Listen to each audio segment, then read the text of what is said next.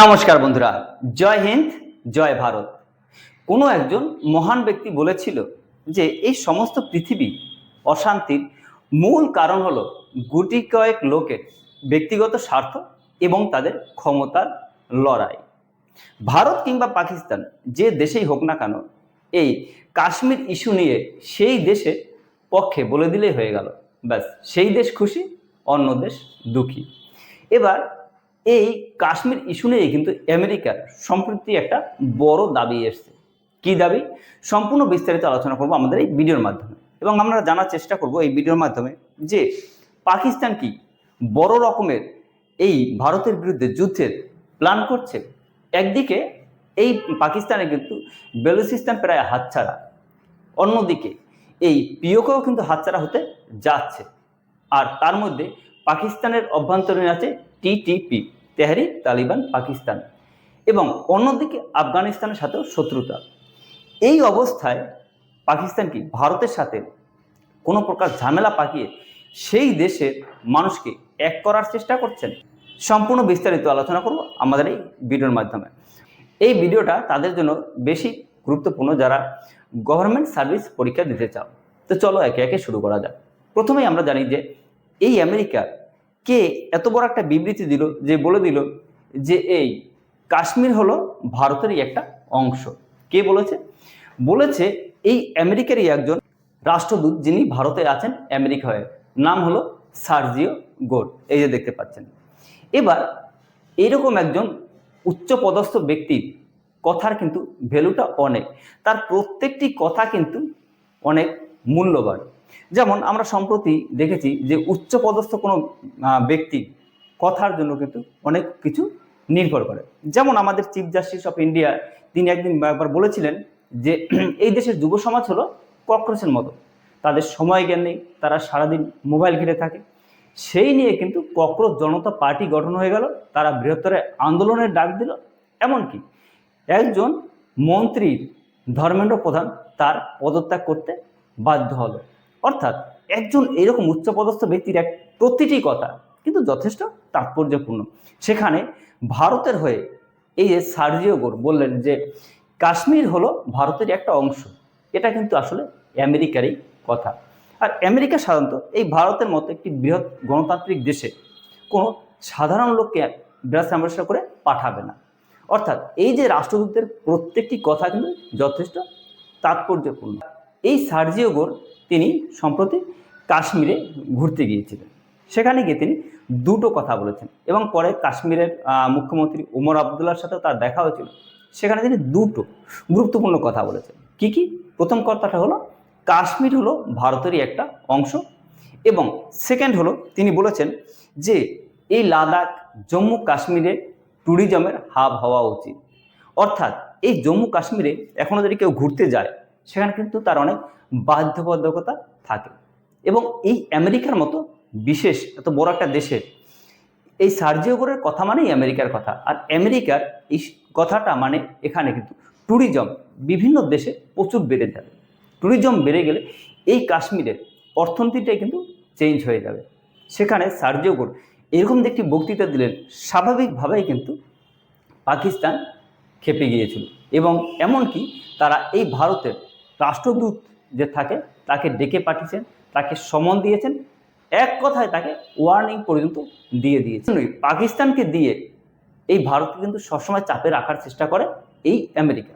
কিন্তু বর্তমানে এই ভারতের হয়েই আমেরিকা কেন ব্যাট ধরতে গেল? এর পিছনে সাধারণত তিনটি বড় কারণ আছে। কি কি কারণ? একে একে আমরা আলোচনা করি। প্রথম কারণ হলো এফসিআরএ বিল। ভারতে এফসিআরএ বিল কিন্তু পাস হয়নি, যেটা পাস হলে স্বাভাবিকভাবে এই আমেরিকার বিপরীতে যেত। এফসিআরএ কি? Foreign contribution reservation act. এটি সম্পর্কে আমার চ্যানেলে বিস্তারিত ভিডিও আছে, যদি আপনি জানতে চান সেটা দেখতে পারেন। এই ভিডিওর মাধ্যমে আমরা আলোচনা করব না, তাহলে ভিডিওটা অনেক বড় হয়ে যাবে। এই যে এফসিআরএ বিল করতে পারলো না বা এক প্রকার করা হলো না, এর জন্য কিন্তু ভারতও ব্যাক চ্যানেলে বলতে পারে যে বিনিময়ে আমাদের পরে কিছু করা হোক। এটা হতে পারে, এটা এই সাপেক্ষে কিন্তু আমার কাছে কোনো তথ্য প্রমাণ নেই।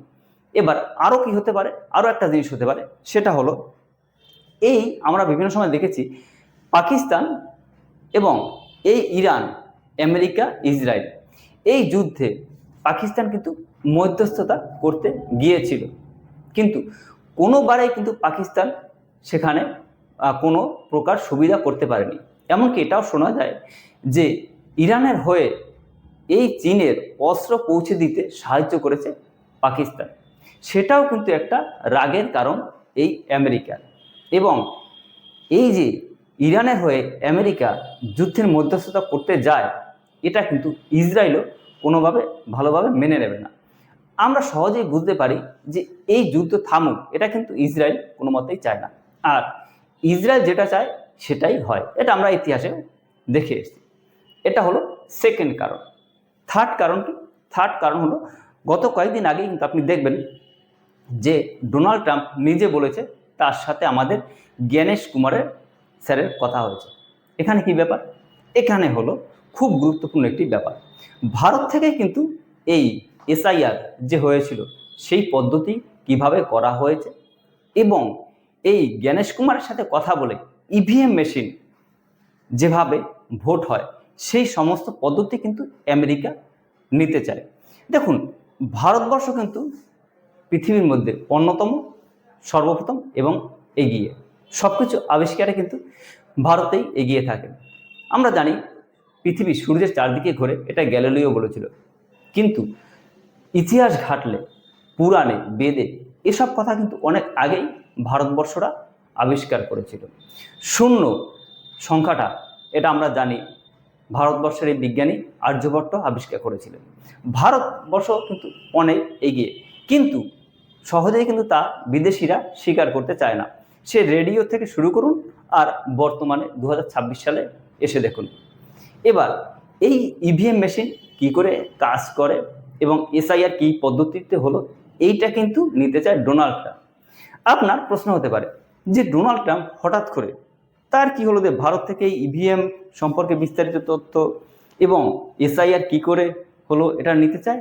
কারণ আছে। তার অন্যতম কারণ হলো এই ডিসেম্বরেই আমেরিকায় মিড টার্ম ইলেকশন এবং ডোনাল্ড ট্রাম্প নিজেও জানে যে তার হারার সম্ভাবনা প্রবল, তার জনপ্রিয়তা ধীরে ধীরে কমে যাচ্ছে। সেই জন্যই কিন্তু তিনি ভারত থেকে এটা নিতে চান। অর্থাৎ এফসিআরে পাশ না হওয়া, পাকিস্তান এই ইরান যুদ্ধে পাকিস্তান কোনো মতে সাহায্য না করতে পারা, এমনকি চীনের হয়ে ইরানের হয়ে পাকিস্তানের এই আমেরিকার বিপরীতে দেওয়া, এবং ভারত থেকে এই ইভিএম মেশিন এবং এই এসআইআর পদ্ধতি কিভাবে হয়েছে তা নিয়ে নেওয়া। হতে পারে, আমি বলছি না যেটা 100% এইগুলোই সহজ, আপনি যদি মিলাতে শুরু করেন আপনিও দেখতে পারবেন, বুঝতে পারবেন। এই তিনটির জন্যই কিন্তু ভারতবর্ষকে একটি গিফট দেওয়ার দরকার ছিল। কি গিফট? এই যে সার্জিও করে বলে দিল যে Kashmir is a integral part of India, এটাই হলো ভারতের গিফট। হতে পারে, আমি আবার বলছি আপনাকে, হতে পারে। এর সাপেক্ষে কিন্তু আমার কাছে কোনো প্রমাণ নেই। যেটুকু পড়েছি এবং যেটুকু দেখেছি সেই সাপেক্ষেই আমি আপনাকে তথ্য বললাম। এবার আসি আমরা বুলডোজারের কাহিনী নিয়ে। সেটা হলো এই সার্জিও গোর যখন কাশ্মীরে গিয়ে এইরকম একটি বিবৃতি দিল এবং বিবৃতি দেওয়ার পরের দিনই কিন্তু তিনি আবার লাদাখেও ঘুরতে গিয়েছিলেন। সেখানে গিয়ে আবার বললেন যে লাদাখ হতে পারে ট্যুরিজমের অন্যতম জায়গা। এই দুটো কারণে কিন্তু চীন স্বাভাবিকভাবে খেপে গিয়েছিল।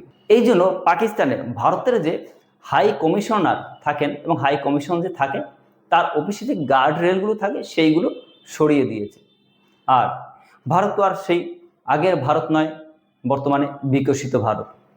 যখন ওরা এইটুকু করেছে তখন কিন্তু ভারত এই যে পাকিস্তানেরও যে অ্যাম্বাসেডার কমিশনার অফিস আছে তার সামনে কিন্তু গার্ড রেল ছিল, সোজাসুজি বুলডোজার চালিয়ে দিল। এবং বুলডোজার চালিয়ে এখানে অনেক বেআইনি নির্মাণ ছিল তা তো ভাঙলই। এই যে ছবিতে দেখতে পাচ্ছেন ভেঙে কি দুর্দশা করে দিয়েছে। এটা কিন্তু পৃথিবীর ইতিহাসে এই প্রথম যে কোনো একটা দেশের হাই কমিশনার অফিস এইভাবে ভেঙে ঘুরিয়ে দিয়েছে। এটা পাকিস্তানের জন্য নিতান্ত একটি লজ্জার বিষয়। পাকিস্তানের জনগণ কিন্তু এটা বোঝে যে তারা ভারতের থেকে অনেকটাই পিছিয়ে আছে। পাকিস্তান কেন এগুলো করছে? এর পিছনে আছে রাজনীতির সূক্ষ্ম চাল। সেটা কি? শাহবাজ শরীফ এবং আসিফ মুনিরের মধ্যে কিন্তু এই কে প্রধানমন্ত্রী হবে এই নিয়ে কিন্তু একটা দ্বন্দ্ব ক্রমশ চলছে। এবং তার মধ্যে বেলুচিস্তান আলাদা হয়ে যাওয়া, পাকিস্তানের অভ্যন্তরেই আছে কিন্তু টিটিপি, তেহরিক তালিবান পাকিস্তান। এই টিটিপি কিন্তু একসময় পাকিস্তান ভারতে আক্রমণ করার জন্য আফগানিস্তানের মাটিতে তৈরি করেছিল, আর আজ তারাই পাকিস্তানের মাথা ব্যথার মূল কারণ। ইতিহাস থেকে আমরা ব্যক্তিগত জীবনেও কিন্তু অনেক কিছু শিখতে পারি। এবার অন্যদিকে এই আফগানিস্তানের সাথেও কিন্তু বর্ডার নিয়ে সমস্যা আছে এই পাকিস্তানের, এবং পিওকের মানুষরাও কিন্তু বলছে যে এই আমরা ভারতের সাথে মিশে যেতে চাই। অর্থাৎ এতগুলো চাপের মধ্যে এই মুহূর্তে পাকিস্তান কিন্তু তাদের নিজের দেশের জনসমর্থনই হারিয়ে ফেলেছে। জনগণ বলছে যে কতদিন হয়ে গেল, প্রায় অপারেশন সিঁদুরের পর সিন্ধু জল চুক্তি বন্ধ আছে, সেখানে মানুষ চাষ করতে পারছে না, জল পাচ্ছে না, তাদের অর্থনীতি খারাপ হয়ে যাচ্ছে। এই সিন্ধু প্রদেশের জিডিপির জন্য, অর্থনীতির জন্য পাকিস্তানও কিন্তু খুব গুরুত্বপূর্ণ। অর্থাৎ তারা লোকজন ভাবছে, পাকিস্তানের জনগণ, যে পাকিস্তান এইটুকু ক্ষমতা নেই জল নিয়ে আসার ভারত থেকে। এই জন্য পাকিস্তানের অভ্যন্তরেই কিন্তু জনগণের, যারা জনগণ আছে তারা কিন্তু ক্ষেপে যাচ্ছে, আস্তে আস্তে ক্ষিপ্ত হয়ে যাচ্ছে।